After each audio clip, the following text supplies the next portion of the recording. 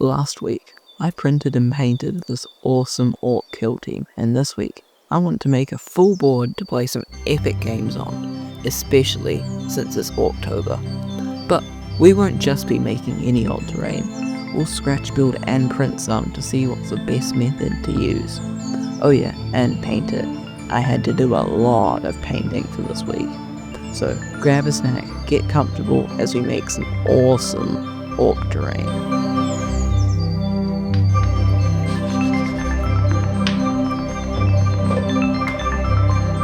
Alright, so first I need to do the scratch building. I unfortunately don't have a bits box to take stuff out from, so I scavenged around the house.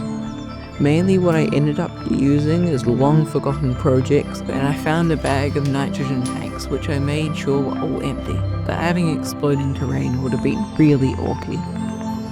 So I cut out the rough shape from cardboard and then hot glue on a cut up sprue. Then some pieces of MDF to support it and make it look like it could exist in the real world. Then I just glue on garbage till it looked cluttered enough.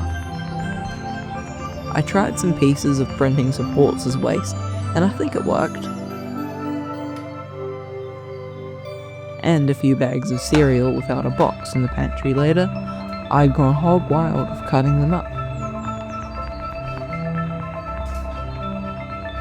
At first, I cut as I went along to see what kind of shapes I would need, but eventually I just got tired of that and just mindlessly cut up strips. Then, to turn it from scrap terrain to ork terrain, I cut and added some big spikes to serve as teeth. When you have to make so much of the same terrain, you start to wonder questions like, why are ork teeth represented as triangles? Thinking about it now, it's probably because they have fangs. Then I made the school building ruin, a watchtower mainly made with stripped popsicle sticks and hemp rope, and a body of a dreadnought I didn't use for my first video hiding underneath. This thing, mainly with MDF and a failed outrider, from that one time I had a resin printer and made the whole room stink for like a week before selling it. I used a lot of masks from the MDF kit, so I guess these orcs must have taken apart a ship. Sea orcs, or are there even oceans and boats in the 41st millennium? With some cardboard and some tin cans, I blocked out what became the largest, most time-consuming, and maybe hard-to-play thing I'd ever made. But before that, let's get the printing out the way. For a while, I looked at printing replicas of the Octarius terrain. Eons of Battle made a video about painting ork terrain and made an extension which was fully compatible in case I ever do print Octarius. I didn't want to start a project that was more than I could chew, but that seemed to be a common theme in this video. I used settings which made the print a bit flexible and brittle, all while much cheaper, and it might have been around 180 grams, so maybe $1.50 with this clearance filament. I suspect that the printing was probably cheaper than scratch building because of how much hot glue I used. But then again, the print is expensive, so a few dollars is insignificant. I really wasn't sure where to go with this huge hunk of cardboard. It wasn't looking right yet, so I opted to prime everything now, and hope not seeing it just as a can of baked beans and packaging would get me inspired. I only got the shot of the priming, so here's this artist's representation. Alright, so I definitely was feeling it a bit more, and got straight to work after it dried. I added these little pieces of wood that came in bags from the back of the canvas to the tops of the cans to act as support, and since it was cardboard it did actually help it stay up, and lots of metal sheets with these metal panels. And after that, I threw in the towel and called it enough. I've never painted ork terrain. In fact, most of this video is doing stuff I've never made before. But from my understanding, it's just a matter of dry brushing silver, washing, and then painting panels. Should be easy, right? Right? I can spend the whole weekend painting this today. So the first thing I did was make a wash. I found a bunch of random mediums and flow aid stuff, so I poured some of everything, some water, some black paint, brown craft paint, and this airbrush fin. So before adding that, I needed to dry brush some silver. as I don't have enough lead voucher for everything or any other silver paint. Some sparkly medium with white black paint it was. I did that and then added the wash on top of it everywhere. It seemed only the printed stuff was affected by the pre-washed dried brush, probably because it had much more detail.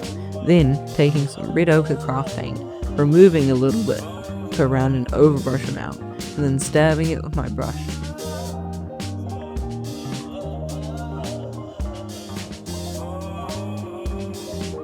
Halfway through I realised the ground should fit with my board, so I mixed red ochre with texture paste, then dry brushed a lighter and yellower hue over. I should have done this before, but maybe the overspill in the panels added to the aesthetic. For the panels I used some yellow paint with some white, and then red air paints on a few, and a few wood things got a white coat and then snake bite leather. There was a few light areas, so I airbrushed white and bead paints on top. With the neon sign, I painted a white and blue gradient, and then the speed paint I had used watered down over it. And this was basically good enough to be done. Onto the showcase.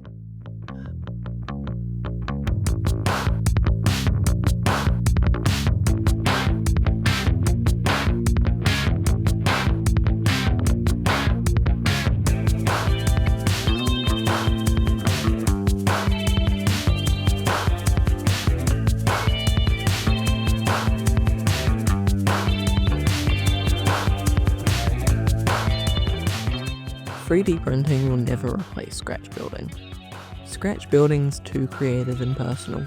It's a hobby in itself, and the creativity on r/Warhammer proves it. Some people might find printing helps or takes away from that creativity. Some things, however, just can't or would take too long to scratch build, and printers like the Ender 3 can be picked up for cheap and get the job done when they feel like working. When you factor in your time, 3D printing is actually faster, maybe 10 minutes to find a file and hit print. Both methods have their merit. Print boards can look great with paint, and scratch building terrain is just always one of a kind. This definitely isn't the last terrain I'll print or scratch build, but definitely the last I want to paint for a while. You know when you close your eyes and just see painting? You've overdone it.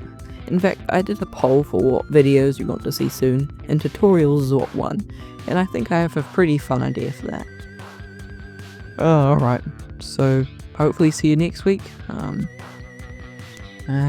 Dingus Hammer out.